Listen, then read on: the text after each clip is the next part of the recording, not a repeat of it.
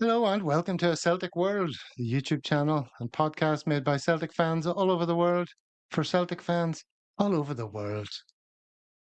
All over the world where the breeze is sweet as Shalimar and there's 40 shades of green I'm put in mind of as I look around the windows of our contributors today. Let's work our way around. Now, I am wearing green and white hoops for the record, but they're not really being picked up that clearly. But we are picking up Stephen's green hoodie in Manly, Australia. How's it going, Stephen? Yeah, good. Thanks, Gav. And yeah, it's lovely here up in Sydney's beautiful northern beaches. So, yep, happy St. Patrick's Day Eve to all of you. I've just realised I'm the only non-Irishman on the stage, so I'll try my best to keep the Irishness up and delve into my family background a bit. But I hope everybody has a good day tomorrow. Had a few scoops on the weekend during Sydney does have quite a large celebration. So Sunday afternoon was the sort of main one. So what about you guys? What you all up to for Paddy's Day? Dara, you tell us what you're up to. I am undecided because the Guinness is shite in Malaysia, so we'll have to wait and see. There's no good point to be found on Borneo, should I say? I don't know about Kuala Lumpur or whatever else, but there's nothing. So I'll see. My wife's working, so we'll see after that if we do anything. Well, I'm reliably informed, or I'm informed anyway, that the best pint in town is in Sold Out, which will mean nothing to anyone watching, but it might mean something to Dara. You know, Sold Out down in it's Imago. terrible. It's terrible. That's what I'm told the best pint is. I've been told by the rep for Heineken here where the best one is, and it's not. But so be it. Down the waterfront. Yeah. Anyway, nobody's interested in our local hostelries. Brian, if you can take yourself off mute for a second, you're in the greenest of green shirts. Yeah. So, sort of. Are you supping a few creamy ones this Paddy's Day? Well, I was supping a few creamy ones last week for Cheltenham. So I was out on the Friday and with one of our old friends, Diggs and Paul. Mm-hmm. So that was a messy one. So that was day drinking and betting and all the shenanigans goes along with that. But yeah, it's good to be here, good to be on. Happy Paddy's Day Eve, lads. Good to see us all. And yeah, I might have a glass of Hunteers at some stage, like. Yeah, well, that's the sweetest pint of all, and can be drunk anywhere around the world. So that's always available too. You know, always available. Never-ending supply. All right, I'm saying hello to the people in the chat. A bit salty for my palate. Yeah, it's good to replace your electrolytes. You do all that sweating in Manly when you're jogging along the beach there in your budgie smugglers, Stephen. The green budgie smugglers. It's closer to the truth than I'm sure you'd like to imagine. Well, before anyone has that image in their head, let's put another one in. This is what we're talking about. So this is today's thumbnail. Brilliant. There's Martinoneill lurking in the background like what do you call it? The pantomime villain. As Derek looks kind of into the middle distance, wondering what's going on. And he's two behind you to keep the pantomime theme going, as opposed to just he's behind you. Because we are indeed only two behind. We've been talking about this for past couple of weeks, looking forward to how this could be a possibility. And we sort of daren't not say it too loud, but we were looking at the fixtures and thinking we could go two behind and put the wind up them. And then who knows if they can, withstand the pressure. So here we are on the other side of that. Stephen, how are you feeling about it? Yeah, I'm delighted. I mean, if you'd when we came off the field a couple of weeks ago after losing to Hibs, if you'd offered me this scenario, you'd have had a bit your hand off at the elbow. So yeah, I'm delighted with how the team's tracking. I mean, nobody's saying we're playing like Brazil 1970 or anything like that, but we're getting results, and we're soldiering on. We're ticking off the games one at a time and getting the 3 points. And I think the Motherwell game will turn out to be a very, very, very important victory over the course of the rest of the season. So who knows what's going to happen now? It's been one of those seasons that you just couldn't predict. So it's anybody's guess what's going to happen from here on in. But you've got to be happy with where we are at the moment. Absolutely. Given the way the season's gone, Dara, it's been stressful and irritating and grim, and yet here we are, looking like the run-in's going to be really exciting, and we've got every chance. I had hair at the start of the year, so yeah, it hasn't been that great. But like when I was on a couple of weeks ago, I said I can't see it turning around, and slowly but surely, if there's more twists in this, it feels like it could be a Nakamura ending to the season this year.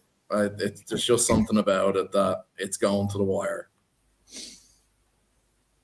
Going to the wire, Brian, but are we going to be facing off against gentlemen in maroon or their full-fat cousins in blue? Who's the greater threat?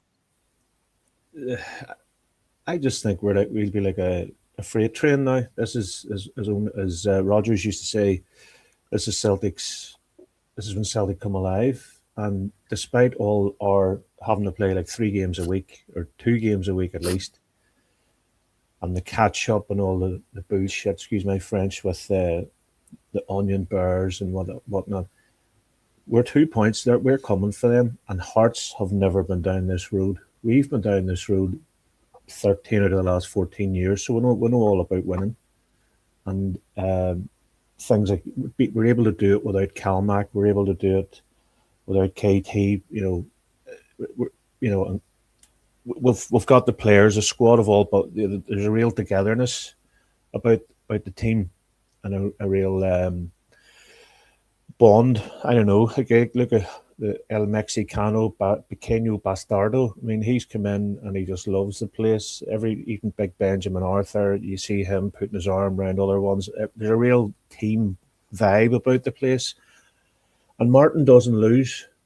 Martin does not like to lose, regardless of what happens. And I wouldn't have anybody else in the world to steer the ship at the minute other than Martin and Sean and Fozzie. I wouldn't want anyone else about the place.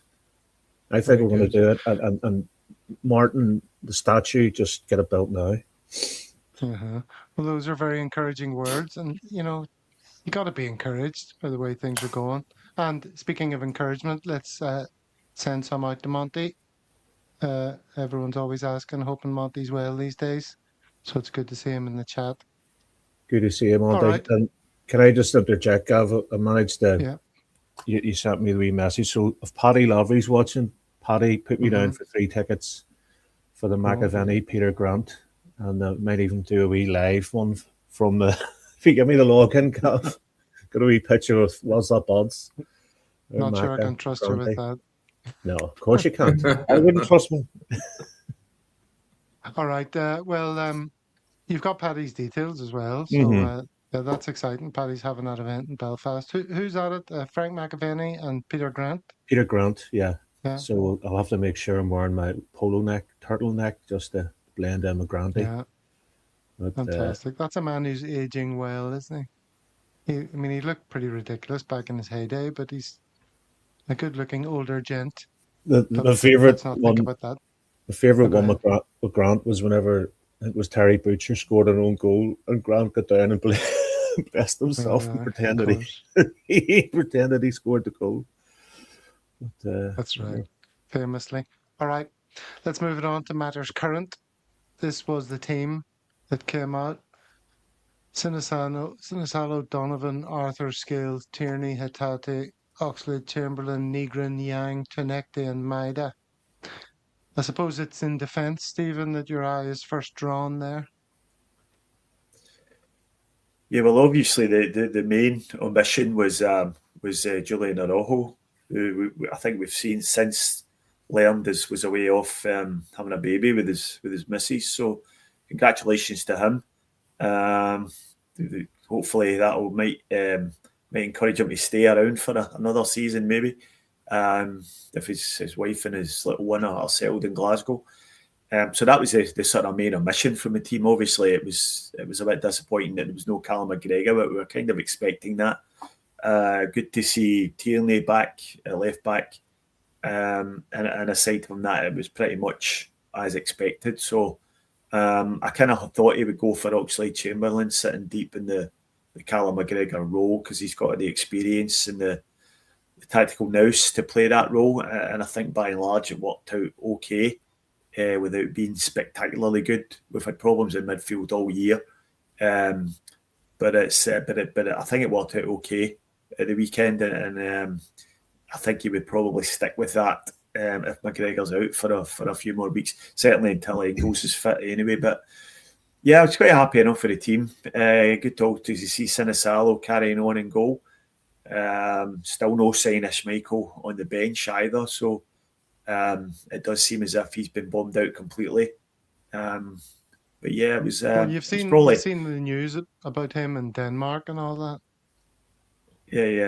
Yeah. So I don't know. I don't know. Look, I wish him all the best. I'm a bit conflicted about Kasper Schmeichel, because I think it was clear he had to be dropped, right? But I'm a bit annoyed about the amount of abuse he's taken from Celtic fans, so and much. particularly other podcasts.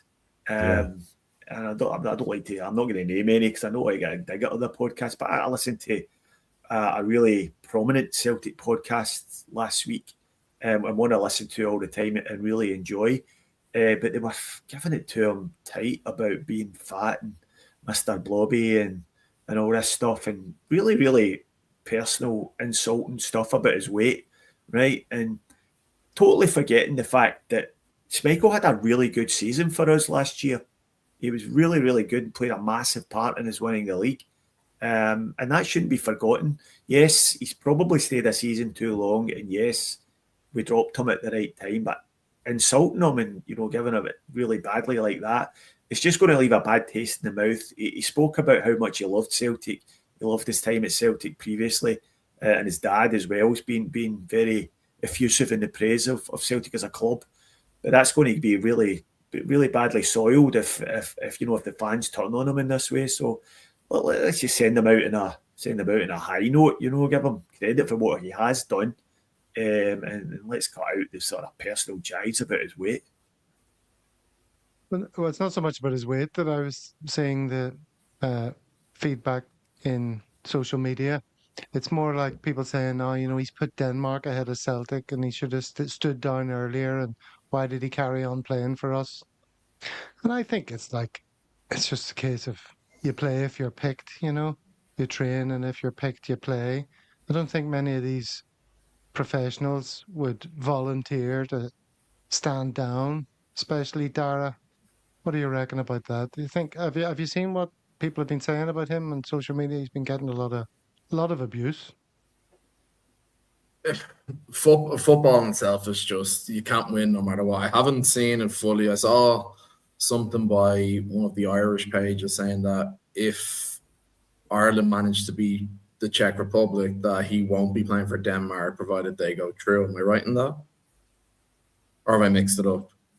I'm not sure about that. Yeah, I haven't. I don't know what's gone on. He, just looking over here, he's just inactive. He's not injured, so he has been bombed out. I think that the abuse is unneeded no matter what. He's a Premier League winner, an English Premier League winner, Scottish Premier League winner. He's done it all. He's had a good career, but maybe you're right, a season too long in Celtic as well. He's 39 years of age. The big problem is you've gone from Joe Hart to him and just older keepers, and the way the game has gone, they can't do it.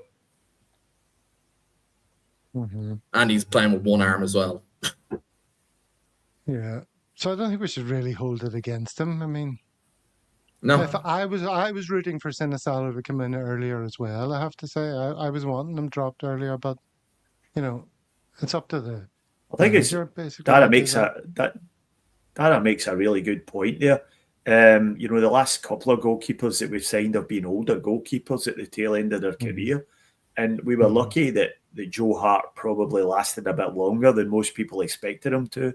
and had the sense to retire when he was at the top of his game. But that's not always going to be the case. And with older players like that, the drop off can be steep, and it can come when you least expect it. And I think that's what's happened here. He was really good for large parts of last season, and he has had some good games this season as well. He's made a lot of good saves, but unfortunately, recent months, he's sort of let in goals that he should be saving, and his general play has just deteriorated. But it's just probably a factor of him getting a bit old, and it is time that we started looking at younger goalkeepers rather than, it's opening up a can of worms here, but it just goes back to your dreadful recruitment policy and how we just can't seem to sign players at the right time. And Sinisalo's one of the ones where we did do it properly, and by signing him at a good age, and that's what we're reaping the benefits of that now. But they're going to have to go into the market again in the summer. Is Ross Doohan, for all I'm sure he's a really good guy and a good club man. He's not good enough to be number 2 at Celtic, so we'll need to be in the market for a new goalkeeper. And I hope we don't go for another older guy. And we're looking at somewhere around about the Sinisalo age range. Yeah. Okay, well, look, we're 16, 17 minutes in and we haven't started going through the photos of the game, so we better get on with that because there's plenty of them. Brian, can we go to you? Did you see the game before I start asking you to recall moments of it? Okay. I watched the game and I watched it back. Excellent. Yeah. And I can see the screen play. This was the first incident of note, the ball coming to Negrin. One-footed Negrin. Yeah. And that ball's rolling towards him in that photograph. And it's like, what a gilt-edged opportunity. But he goes to take a touch, with his left, I think. Yeah, it's his left. And it's a big, heavy touch, and the guy comes across, and that was a bit disappointing. I don't know if we should dwell on that too much or move it on. Motherwell break down the left here, and the cross is deflected and goal bound, and then Sinisalo was alert to that. So that could have been a tricky moment. I think there's another angle of it here. It was going in. Yeah. Was that a heart and mouth moment for you, Stephen? All right, Brian, did you take the Hoover out after that? I'm trying to remember what time the game was at. So the game was at 3:00. No, there's no Hoover. Hoovers are usually for the late night games, because I'm sitting there, can't watch it. But yeah, it was heart and mouth stuff. It just seemed to be Celtic this year can't pick the starting 11 right. It'd be nice to get the starting 11, reasonably correct, as opposed to relying on the subs. But you could see the quality of the Ox just as the game progressed, and Taneki, unfortunately, I think he's more an impact player, than starting, Mm-hmm. All right, well, let's stick to the photos. A feature of the game, Brian, was Celtic's press, which has been missing quite a lot this season, as Mahesh likes to point out every show. But we were pressing them really quite well, weren't we? Tried not to give them too much time to rest, because you leave them on the ball and they'll do you damage. Here's Maeda coming back to press in this moment, and you wonder what's going to come of this. Oh, yeah. The ball breaks to Negrin, who plays a great ball in space up to Taneki. And then, as you say, he is more of an impact sub here. He starts the game, but cuts inside and puts it wide. Did you think he was going to curl that into the top corner? I hoped he would, but I don't know. Taneki's one of these players, when he doesn't have to think, when he gets into that space, you find him and KT sort of getting each other's way almost. But I would rather have him as an impact player but then what do? You've only so many injuries and things like that, But you can't put Balak on You can't indeed. But Stephen, you said you weren't surprised Oxlade-Chamberlain got a start, and he wound up a shot here, which was a better shot than It looked nearly snuck in. Keeper got a hand to it. And then the agony of it rolling across the line. What was going on in the McCutcheon household at that moment? Yeah, I can't believe it stayed out. I'm an engineer to trade and spent a number of years at university studying engineering and physics and stuff like that. I've got no idea what law of physics kept that ball from crossing the line. And I was at the time having a bit of a rant and a rave that, was it actually over the line? Because at one point, it looked as if it could have been over the line. And I don't know if we've even got goal line technology in Scotland. I doubt it. But it was so unlucky. But it turned out when you seen it, I just thought it was unlucky to come off the post like that. But it was a really good keeper, and it was a great shot. And, that's what you get from Oxlade-Chamberlain. He's shooting from range, as we've already seen this season. It is excellent, and that was just a great strike. Yeah. And keeper was up again pretty quickly to deal with it because Maeda was on hand. If the keeper hadn't have been so sharpish to jump back up again and scamper across his goal, Maeda might have been in there. And next we have a header, an Arthur header from a corner. Just went narrowly over the bar. Would have been nice to see he him ducked score. he ducked under that. Go ahead. He ducked under. When you look at that, he got right under the ball, like he was afraid to throw the forehead on it. It was that should have been a goal there as well. Would you have nutted at home, Dara? Well, look at the size of this thing. I would have thrown it at it if I could. Very good. Big Irish head on you.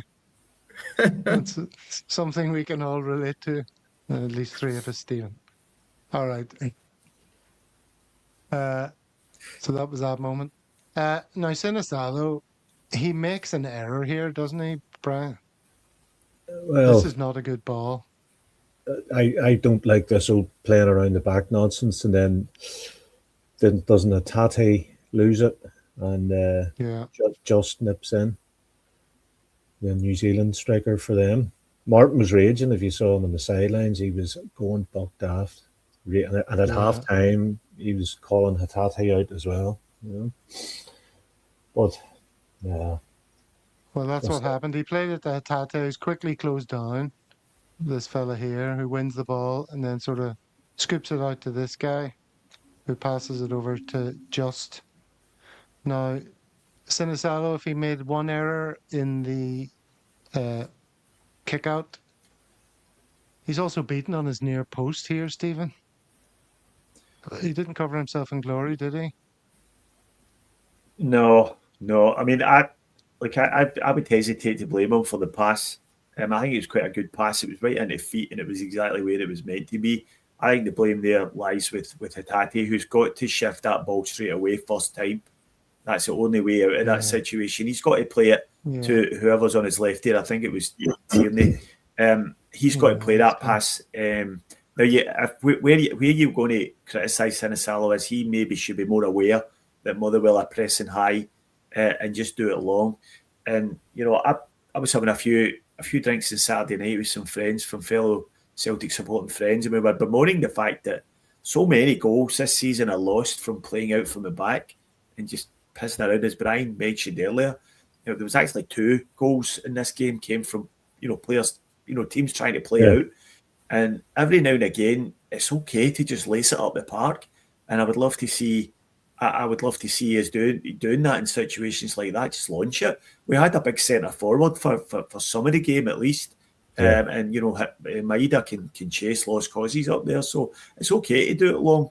But I think the pass itself was okay, and he did get beat at his near post, but I don't think he was expecting the guy to shoot. I think he got taken by surprise with the early shot, and I think that's what beat him. But didn't cover himself in glory, but I wouldn't put all the blame at his feet. Volume, Gav. Mute, Gav. Sorry, my water thingy makes a lot of noise when I suck on it, so I'm having to remember to mute myself. There's What Gav. was I If going to he's say? Oh if, yes, he, if he's not blowing his launching own the. trumpet, sorry, I was going to say, Gav. Sorry, There's Brian. you. There's you. If you're not blowing your own trumpet, you're blowing someone else's. Sorry, Okay, sorry snip about that. that one up. Launching the ball upfield, Stephen. It's okay to do that. Sometimes we blooming scored from it in this very game, didn't we? So yeah, Exactly. Yeah. it's not always a bad idea. All Yeah. right, I'll, but I'll then give look, you. I'll give you some Hatate's. home. I'll give you guys some homework to do. Like next week and next weekend, watch as much football as you can and count up the amount of goals that are lost from playing out from the back. Yeah. I mean, Yeah. it'll run into dozens. I'm 100% sure. And Pep Guardiola has just ruined football, I reckon. All his fault. Well, Hatate obviously blamed himself. Did you see him after the goal was scored? He was like on the ground, high drama, which he does again later in the game, as you'll see, under different circumstances. All right, good pressing here by Negrin. See, this is again the ball in that dangerous area and the attacking team closing them down. And Negrin just nips in. Do you want to talk us through this then, Dara? Because there's dogs barking here. Hold on, mine is as well.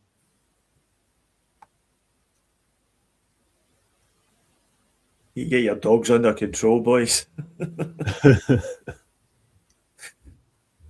Brian, talk us through Negrin Yeah, here. so great pressing from Negrin. Hits it through. It's Dyson there. Keeper saves it. Comes out to Yang and just. It was. I didn't think Yang had the legs when you look at it, but he managed to get ahead, and it was just brilliant to go in. It was.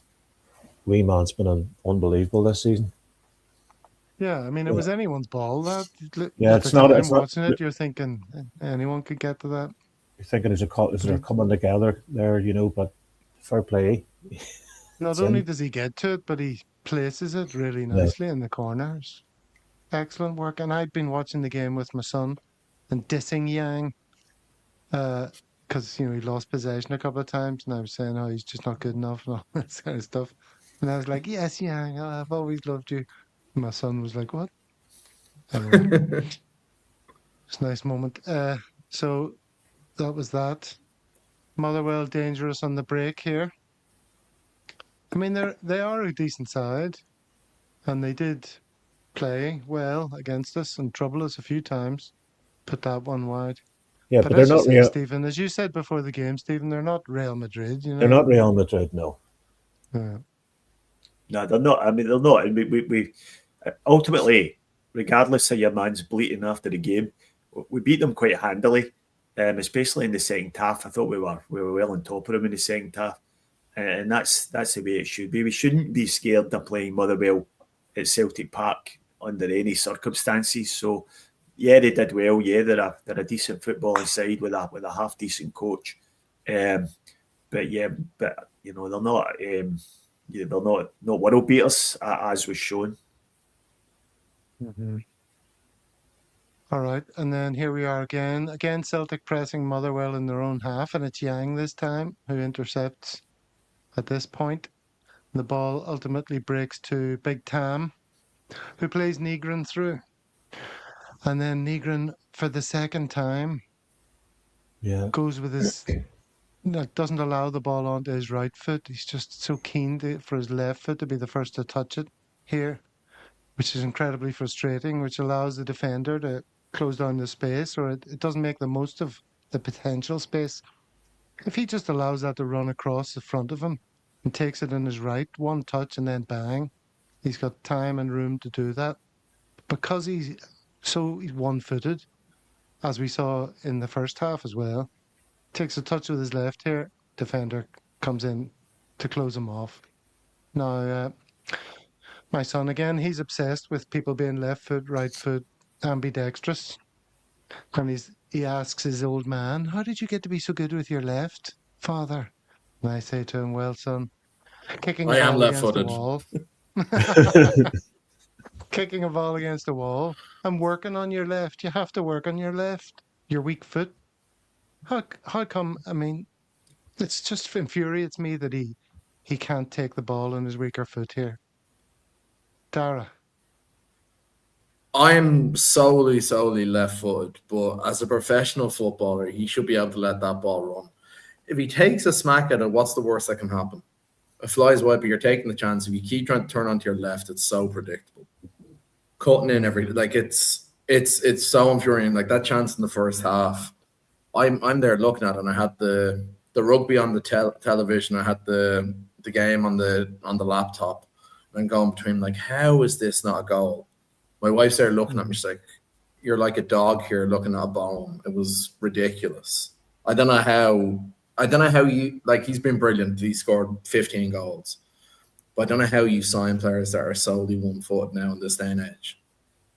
It's a good foot, clearly. Yeah, it's a great foot, but I mean, you need at least a half decent other one. He'd be a much better player. Did Nakamura ever score nothing with his right foot or his head? Well, he was a magician. Oh, well, he scored that. He scored that. I can remember a couple of headers he scored, so he did score with his head. So the thing about the first half chance for Negrin is he hasn't even tried to turn it onto his left foot. He was trying to turn it onto his right foot again. So I just thought he just lost the run of himself in the first half. He just should have swung at it first time with his right foot, but he's not confident enough to do that. So he's taken a touch with his left, which is the annoying thing. Yeah, and he's put it back onto his right, though, so it's not helped him by taking the touch. He should have just swung his left at it, or even tried to open up his left foot and try to side foot it.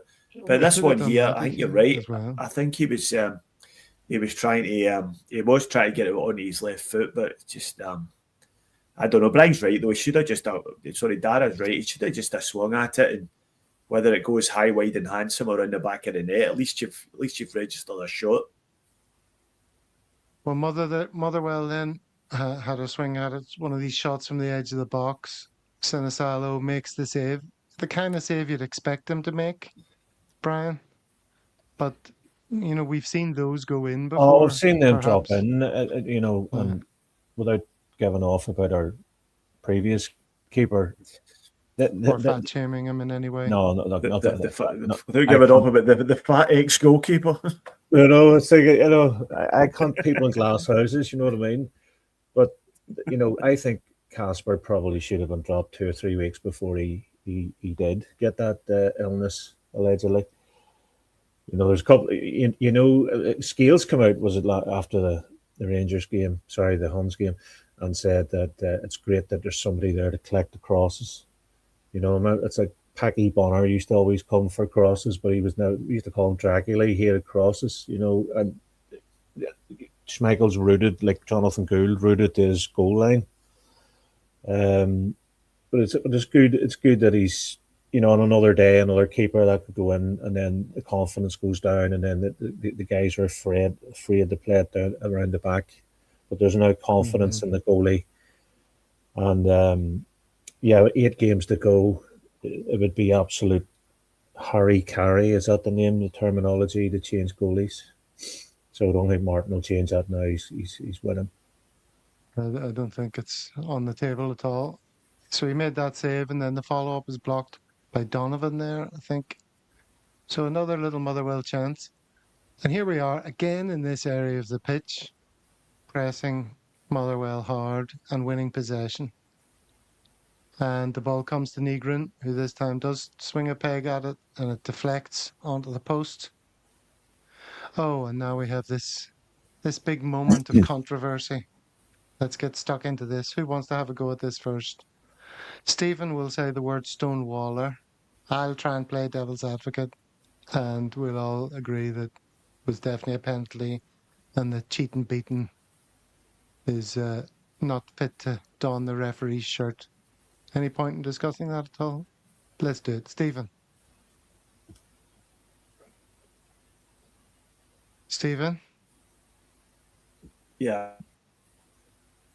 The only controversial thing about it was that it wasn't given straight away by the referee. Yeah. I mean, it's a clear penalty, and you saw that. I mean, I thought the first time I saw it at full speed, I said that's a penalty. and the referee is standing with the best view in the house of it. And he saw his life flashing in front of his eyes. Having to award Celtic 2 penalties, 2 games in a row, then it was going to be just a bit too much for him. So he did everything he could to avoid giving it. But the only question that should be asked is why he wasn't given straight away. Well, apparently the league is rigged. This fella's been saying it for years. He doesn't know how many times this has to be proven to people before we all get together to oust the entire refereeing system. The response from the other side has been incredible, Brian, hasn't it? They can't spell. Was that moment? Saying this for years? Was that? Well, no, it's years. All right, maybe. It's fine. They've been getting everything. I mean, what was it? Tavernier, Tav Penn has scored more penalties in his career than Celtic have been awarded their whole history. That sums it up. That's they're just no self-awareness, as I always say. It's who cares about them?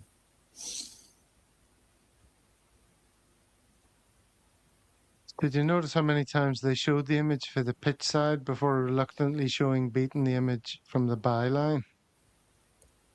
Yeah, well, they're definitely having a meltdown over it. The only thing I have on it shouldn't have been a red card. There's no double jeopardy. So he really made a mistake. It should have been given on the pitch, and if he hadn't gone to the screen and listened, they made a mistake there. But I mean, you're not complaining, but it shouldn't have been a red card.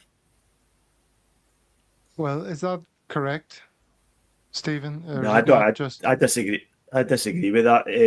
I think the rule is if you try and make an attempt to play the ball, but still commit a dog's roll offence, then a yellow card is shown. But he didn't try and play the ball. In fact, he wasn't even looking at the ball. If you rewatch it again, he's looking at Maeda all the time. Now the keeper's come out and flapped at it, and if he doesn't commit that foul, then Maeda's got a header into an empty net. Now, you could quite realistically make the point that Maeda might have headed it over the bar or something, because he does have a bit of a 50-pence shaped head at times. But I don't think there's no question in my mind that it was a denial of a clear goal-scoring opportunity, and he certainly didn't try and he didn't make an attempt to play the ball. So I think that's the criteria for a red card there. Well, it's funny that we had this big debate, didn't we, about the Rangers fella being like 40 yards from goal and which direction the ball was rolling, and was that a denial of a goal-scoring opportunity? And they all argued it was. He would have got to it in this future that we can't see, when people were working out the direction of travel and all this. He's right in front of an open goal, sticking his head on it. If that's not the denial of a goal-scoring opportunity, I don't know what is. It's crazy when you think about it. The things that we argue over, left, right, and centre. Yeah. So, but that really, there's no doubt that moment influenced the game in a huge way. Up until then, it was 1-1. There was a fair bit of back and forth. I mean, maybe we were ahead on points, Brian, if it was a boxing match, but it was it was still up in the air what way the game was going to go. And Motherwell have quality to hurt us. But for us to get a penalty and the red card just really did change the shape of the game in our favour. That's it. If you're going to take out the opposition striker and deny a goal-scoring opportunity, then, you're going to have to pay the price. And thankfully, when they seem to, some teams, when you lose a man, to play better. But obviously they didn't, and we took advantage of that. So yeah, the goal was coming, as Will says down there. We were definitely knocking on the door, and seeing another day, see that Alex Oxlade-Chamberlain. I mean, that was in 1966. It was in, it was given. So I did genuinely think it was over the line myself personally. And I think the New Zealand guy was slightly offside, so I wouldn't have given his goal for Motherwell, personally speaking. But you know me, I'm very middle of the road. Yeah, no, I think Arthur was playing them on. I had a look at that myself earlier. I wasn't quite sure. But they were pretty shocked at the red card. There's no doubt about it. He must have been told that. Do you think he was told that in the VAR chat? Don't I have a goal Yeah, I scoring think he was. opportunity? Red card. Red card? Yeah, red card. When did Beaton sign for Motherwell? He's lost a bit of weight, hasn't he?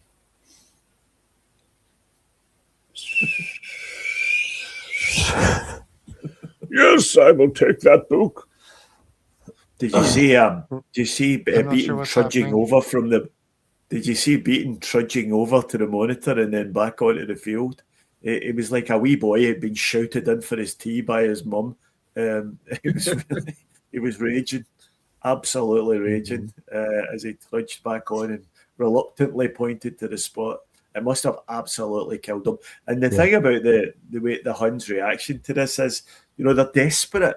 It's ripping out them. They're desperate to accuse Beaton of being a Tim, right? Yeah. With some Tim background, but we all know he's one of them. You know, the world and their brother knows that he's a Hun. So yeah, they can't go down that road. So they're kind of tying themselves in knots over this, which is really quite funny, to be honest. It's And hard. yeah, more It of the is same, funny. please. It's hard to believe that people can exist in the same world and see things so differently. I mean, do they really see things so differently, or is it just they're just playing the game? Because, well, look, we'll get into that. There's a couple more things on social media to look at in a bit. Maybe we should save that fuller conversation for then. But Big Tam stepped up and took the penalty straight down the middle. Very nice. Atate on the ground again, as I was saying, being a bit of a drama queen. Did you see that when the goal went in? He's like slides to his feet, his arms are in the air, and he's slamming the turf. Yeah, punching the turf. And I'm Yeah. not going to take the piss out of him because Dara, for so long, we look at him and wonder, is his heart in it? It looks like his heart's in it again. Yeah, like, I mean, you saw the soul being sucked out of him when he fucked up earlier in the game.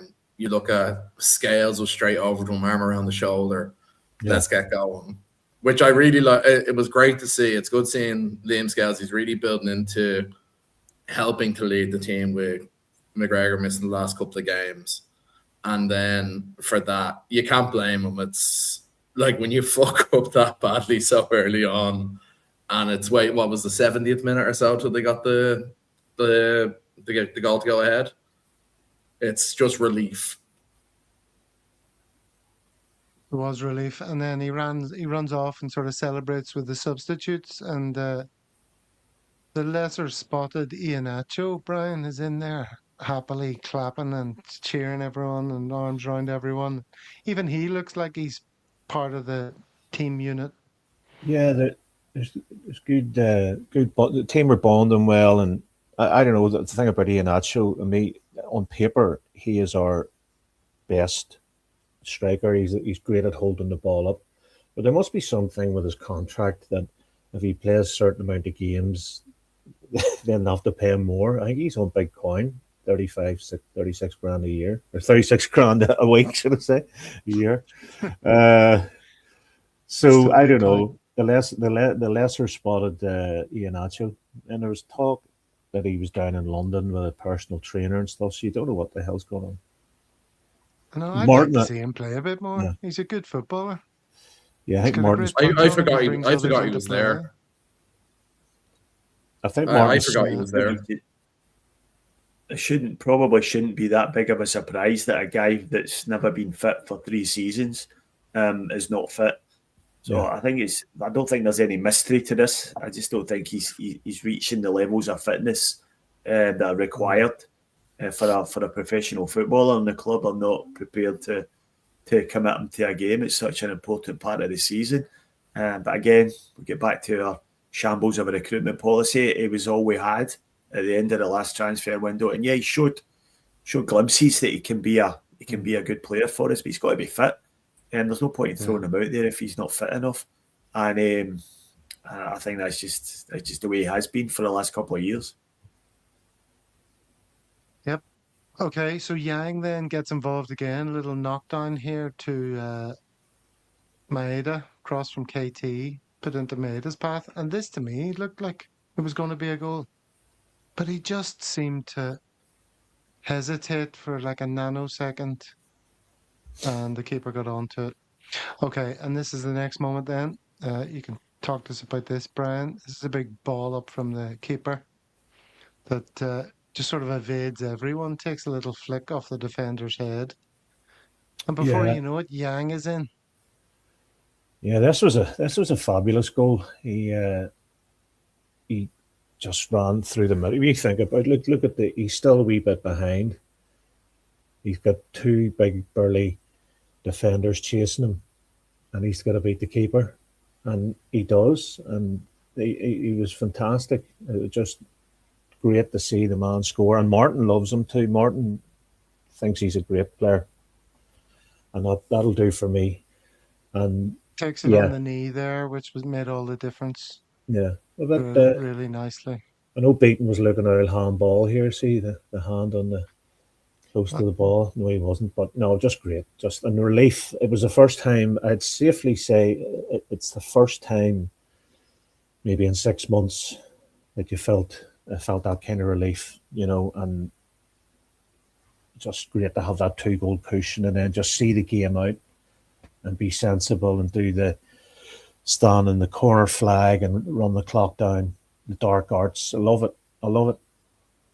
Well, I love seeing a goal as direct as that every now and then. That's a thing of beauty, just straight up the pitch, running through, bang.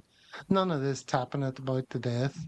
And, it's real old school and glorious. It was a wonderful moment.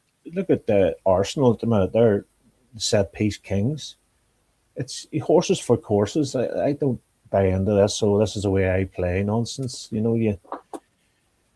You play according to the parameters of the game, and you can either go a long ball, or use a long ball. Horses for courses. Well, we did the job, and we beat Motherwell 3-1. So fantastic result for all concerned. We're going to have a look at a couple of stats here, but before we do that, let's just pause for a quick message from our sponsor, Dara. Every life is full of stories, and we all know someone whose story should be preserved. That's what an audio memoir is, a record of you or your loved one's life stories, family anecdotes, and poignant memories. We will talk online and then edit the recordings into episodes, accompanied by family photos and contemporaneous images of the past, creating an enduring audio-visual experience. We all know someone who deserves an audio memoir. Here's the offer code Celtic if you fancy getting an audio memoir for yourself or anyone close to you. All right. Maybe but just before we look at the stats, we'll have a look at some of these sort of meltdown posts on social media, because someone is asking there about, did you see the tackle that Boyd is saying should have been a red card, the Oxlade-Chamberlain tackle? These are his 2 tackles playing in this little video box. Can I make that bigger? They weren't dirty. I mean, it wasn't like a flipping Terry Hurlock or Souness. Going for the ball. It's a man's game. You know what I mean? I thought they were very minor. Yeah. Very minor. Although the Motherwell manager, Stephen, referenced the first one, that maybe it should have come in for harsher punishment. And he's our future manager, so don't be going dissing him. I hope he it's up to me. He's not going to be our future manager. Just another moaning face whinging idiot. He's turned into the Danish Derek McInnes after 6 months in Scotland, and he was just talking absolute pish. That's never a red card offence. None of those 2 are red card offences, and I don't even think either of them were bookings.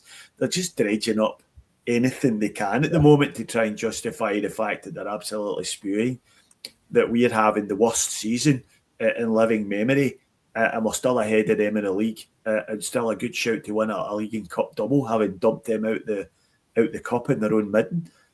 So they're struggling to cope with all this. They're struggling to cope with it. the follically challenged manager. It's maybe not the Messiah after all. He's going to be, he's on the same downward trajectory that they all are. So it's okay to diss baldies but not fatties. Is that where you're No. coming from, Steve? Yeah, that's right. Absolutely. We're fucked on both sides. Absolutely bang on. Well, what's it with Huns and her, right? See, if I was losing my hair, I would just go number one all over. Why like, there's your man, what do you call him? Danny Roll has got the rug, the sewn-in rug. Boyd, the same. I think, does McInnes have his natural? Why did it have to be fake? I know Brendan was fake with his turkey teeth and all that, but they always seem to be, I don't know. Hey, don't be dissing the Brendan. Don't be dissing the Brendan. But be happy in your own. They're always trying to change themselves and dye their hair, and that's a sweet dick. What do you call him? Asgard with the dreads, mate. You're white. You don't have dreadlocks. Piss off. You know. Okay. Well, sorry. let's stick to the subject here. What about Maeda's elbow that they're all claiming here should have been a sending off?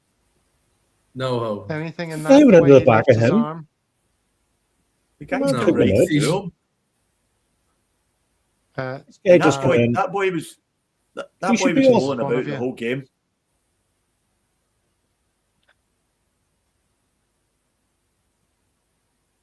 Yeah, that boy was rolling about the whole game trying to get people booked and sent off. So there was nothing in that at all. The guys came right through him. And it's just a bit of a coming together. Elbow with his face. Is that what you're saying? No, I'm not saying that at all. I don't think Maedo elbowed him in the face at all. Well, his arm is up, and is his arm not up, and there's not contact? There's maybe slight contact, but the guy's gone down trying to buy it.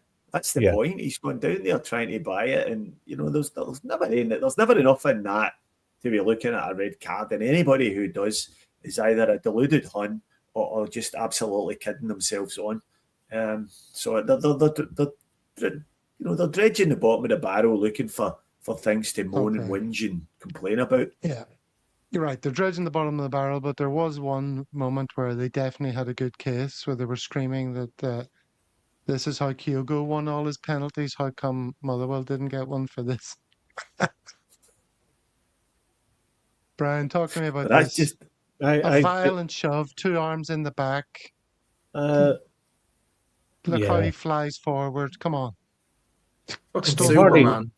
He hardly touched him. Jesus, I mean, if that big lad was to push it, you'd be at the other side of the park. You know what I mean? If Benji was to properly... No, it's just, if that's what they want to do, yeah. Motherwell will always be Motherwell. They're always going to be a team around 5th, 6th, get to the cup final, lose it. They're serial losers. The man's done all right. Don't want him anywhere near the club. We have, to me, and I'm going to be controversial, I would have Sean Maloney and Fozzie and Martin as director of football. I don't break it up, and I don't. I'm afraid of our next manager. I really don't want Martin to leave. But that's just me. Okay. Well, the question was about this challenge. I just wanted to see if anyone thought there was anything in that at all. No, we're all laughing at it. I mean, the guy kind of goes up. Are we being set? Yeah, it's laughable, isn't it? It's a comedy skit, serious, that one. No. Yeah, Tom Daly will be proud of that. That one will be.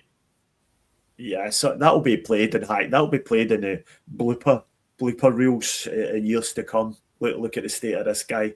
Look at the soft football player trying to buy a penalty after the slightest of contact. I mean, again, bottom of the barrel stuff.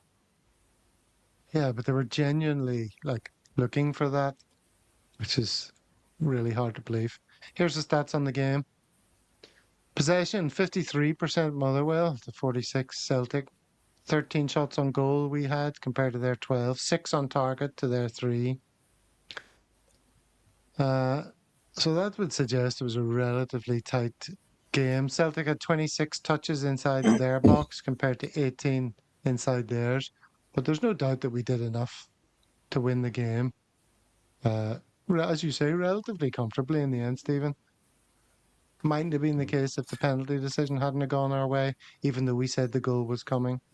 But anyway, we got the job done, so it's all good. Yeah, I'm not sure if you can make that point about the penalty when it was a penalty. All the officials was got it right. So whether or not it was at a crucial point in the game or no, that's Motherwell's problem, not ours. If they defended the cross properly, if the keeper hadn't flapped at it, then it probably wouldn't have happened. So, it's not. It was a turning point in the game, but it was. You've got to give us the credit for dominating the game at that stage. Okay, and who else do we have to give credit to? Let's look at some player ratings here. What stands out there? Kieran Tierney, an accomplished performance from the defender on his return to the team, 7.3. Sinisalo kept his place, did all the basics fine. Everybody else kind of fine in defence there. Rio, only 5.8 out of 10 here. His early error could have been costly. It seems to be just because of that. Yang, 8.7 out of 10. A player who has had to cope with criticism throughout his Celtic career, but his brace today could be instrumental in the title race. Composed and clinical elements he's needed. And everybody else knocking about around the sort of 6.5 or so. So a decent team performance with a few very good individual performances. So that's all good. Where does it leave us, Dara? I hear you ask. It leaves us here, 2 points behind. Everyone's played 30 games. Rangers, obviously, they managed a victory. And some people are a bit more worried about them. What I like to do is also show the form table, and I showed it before the Motherwell game, and it showed Motherwell with a form team in the country. That's no longer the case. Celtic are the form team, with Motherwell second. With Rangers second. And as you can see, Motherwell here. And interestingly, Hertz are right down in eighth. Look at that. Loss, win, loss, win, loss. They've lost 3 out of 6. That is hardly title-winning form, is it, Dara? Well, that's what shit in the bed looks like. As it's been said, they haven't been here before. McGuinness hasn't been there before.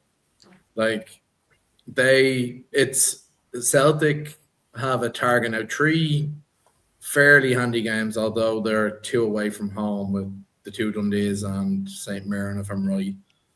And then, potentially could be top of the league after those, because I know Hearts playing Motherwell as well in that. But then it's looking over the shoulder at the other side. That's the problem. That's going to be the big problem. But if they hit the front again, if they hit the top, they won't be caught. And I shouldn't say if, when. Okay. Yeah, I wouldn't be spending too much time worrying about Rangers, not at the moment anyway. They were playing a St Mirren team who just lost their manager. Have been absolutely decimated by injuries to the point where they had to put 2 goalkeepers on their bench yesterday to make up the numbers. They just don't have enough first team players available anymore. And they still only managed a 1-0 win, and we're kind of hanging on at the end a bit. So Rangers aren't a good team, and they'll take care of themselves. So I'm 100% convinced if we do the business ourselves, if we go and win our games, and we've cut the goal difference down to 2 goals now. We're only 2 goals behind Hearts. So another good healthy win next week, and that can be gone completely. And that's a great point Brown Warrior makes there. If you take the Nancy appointment out the equation, he coughed up 12 points in the league. So if you put those 12 points back into our season, we'd be sitting 10 points ahead, and it'd be pretty much as you were. It'd be a pretty run-of-the-mill season for us. We'd be coasting along to another league title. So I think it's hard to say. We've still got problems in our own side. We've still got issues in midfield and stuff like that. But I think as the form table shows, we're the team that are on the best run at the moment. It's amazing, isn't it? Here's a point by Mahesh. Dundee FC away will be tricky. He's talking about the next Hearts game, which is on Saturday. They've been giving everyone grief. So the Hearts are... Oh, no. Hold on. Hearts are at home to Dundee. in the next Yeah, game. I think he's Dundee talking. United We're have away. been We're I think he's away to talking about Dundee our game. United. Yeah, he must be talking Yeah, I about think our he's game. talking Away about to Dundee up at United. Dundee Yeah. on Easter Sunday. We're Okay. up at Dundee. I think that's what Mahesh is referring to. So our next two games are both in Dundee. One against United, one against Dundee. And yeah, it'll be two tough games. But you know, we need to be confident about beating teams like that. Yeah. And of course, Rangers are at home to Aberdeen, I think, is in the same fixture set as these. So, I mean, we'll have to take it on a sort of fixture by fixture basis. I mean, the picture can change a lot over the course of, 48 hours. So, what do we think is going to be the scenario come Monday, the 23rd of March, when we're reviewing this time next week? When we're reviewing that weekend, Brian, how do you think those games are going to pan out? I don't have any fear of the Dundee, both Dundee teams. I mean, Dundee United, Jim Goodwin was raging, so I have no worries. I think we'd be top of the tree, and I don't think we need to rely on anybody. We just keep doing our own thing, keep winning our own games, and if we can't go to Dundee and win, we will go to Dundee and win. And I think that could be the game. Remember, there's a game that we're going to annihilate somebody. That could be the game. It could be 5-6-0. Didn't we go to Dundee a couple of years ago and beat them 8-0 or something? I think so. Well, maybe that's the game that Mahesh is talking about, this coming fixture, the Sunday, the 5th of April, when we are away to Dundee. Yeah, I've no problems Possibly there. that's the one he's referring to. Yeah, it'll be interesting to see. Stephen, do you have any clear-eyed view of what's going to pan out this weekend? Well, I think in the next 2 weeks, we'll be top of the league. I think that would be my bold prediction. By the time we finish playing Dundee on Easter Sunday, we'll be top of the league. I know it's not 2 weeks; it's an extra week because it's an international break in there. But by Easter Sunday, when all the dust is settled from that weekend, I think we'll be top of the league. I don't think Hertz will win. I'd be surprised if they win any of their next two games. You know, they're at home to Dundee, and I think they're away to Motherwell. And I just don't think they've got it in them to win those games. And I certainly think they'll drop at least one of them, and maybe even two draws. So I think we'll definitely, well, not definitely, but I believe we'll be top of the league by that time. You know, Rangers, I think they'll drop more points as well, probably not as many as Hearts.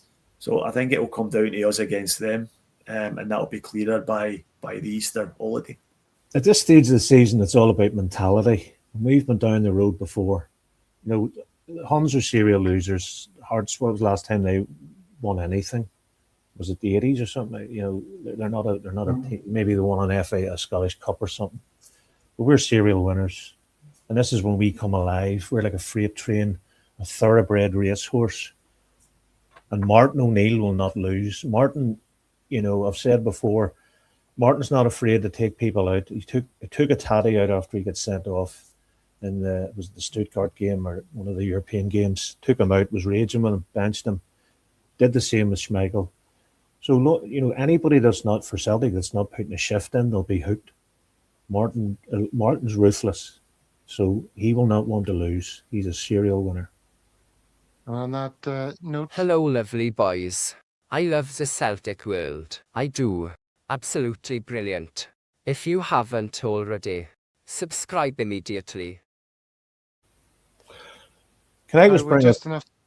Sorry. Go ahead. Can I just ask the guys, I mean, obviously in the backlash of the semi-final, I would be campaigning to the Celtic board not to allow Rangers fans back in our park. That's just something I wanted to say in case everyone forgets about the violence and sectarianism from a couple of weeks ago. So I really want the club to step up and come out and say no Rangers fans. I would be happy for no away fans at Celtic Park. But then again, that's me. Just we don't need to be hearing songs about the famine and songs about killing the Pope and stuff like that on a Sunday afternoon. when you're trying to watch a game with your kids. Don't need to hear that nonsense. And Sky Sports should be culpable as well and should be able to drown it out. If people were shouting about the N word or calling somebody something, you know what I mean? They were able to drown it out, but they don't drown it out. So that's just my two bob in there. So do the right thing. There's one thing I've been dying to add. I was all over social media the last couple of days about that Manosphere thing that Louis Theroux did. That's on Netflix, and someone said they should do one. It's horrible watching, like, for what it's all about. But someone said Louis Theroux should go and do a documentary about the Orange Order and the Huns, but to be too fucking thick to understand it, so he shouldn't bother. No, it's just something we don't need. I've always said this whenever they went down to 4 or 5 leagues below. I didn't want them back. We don't need this in our life. We don't need to be hearing these things and getting. I mean, I've come off Twitter. I've come off all social media. I don't even play the Xbox anymore. I don't even really look at emails. Bar the boys in the chat. That's where I get my content. You don't need to hear. See Chris Boyd as well. I turn him off. Anybody like that, you just don't need to hear it. It's just a vacuum of noise and propaganda.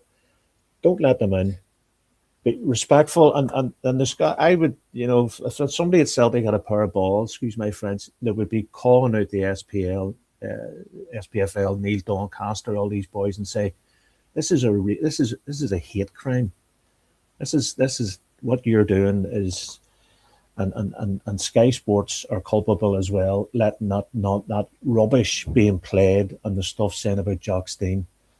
They're just, my opinion on it. Well, you've kind of answered your own question there, Brian, by saying that if they had a pair of balls, which nobody in the Celtic boardroom actually does, and I'm with you, mate. And I would see not another Hun inside Celtic Park.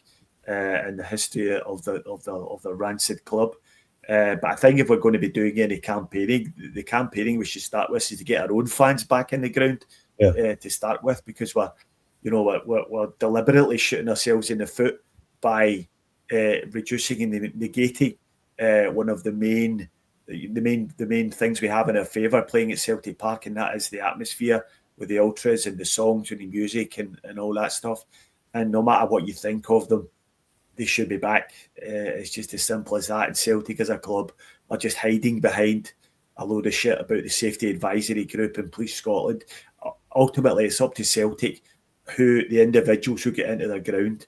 The police can advise you and the Safety Advisory Group can advise you on safety matters, but they can't tell you who gets into the ground and who doesn't. And if we get to the point where they are, then we're in all sorts of trouble. So Celtic are hiding behind this, and just to coin what you said, Brian, they need to grow a set of balls and just get the Green Brigade back in. Yeah. Okay. Well, look, we've run over already, so let's just have a couple of little silly social media things to bring the show to a close. Thought you might enjoy this. This man captured the most beautiful moment of his life on camera. Look, this guy's parasailing and the birds are flying alongside him. It's not amazing. Unreal. He's able to touch the flying birds or just cruising along. That is so nice. It's one thing I thought I was going to do at one stage in my life was learn how to parasail, but it just never happened, and now I know I'll go to my grave without ever doing it. But maybe it was pie in the sky. No pun intended. You might go to your grave if you do it. Well, that's what I was thinking. That episode of Only Fools and Horses when Del Boy jumps over. Yeah. No, not into heights. No, definitely not. Be amazing. Not a hope. The freedom. Okay, well, maybe something we can all relate to. Do you know those blow up men outside of shops? The sort of those guys. Somebody has put these like dance moves. So you can see these guys. Oh, class. Like this MC Hammer's You Can't Touch This is playing in my ears. Don't think you can hear it. I Oops. like that one. Now. That's good.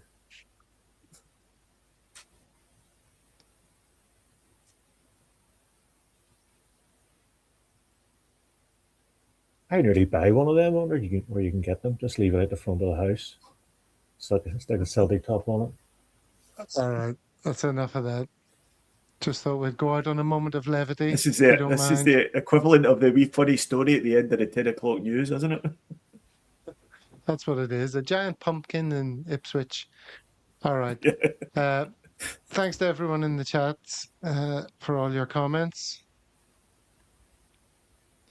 There's a joke Brown Warrior is making in relation to the parasailer.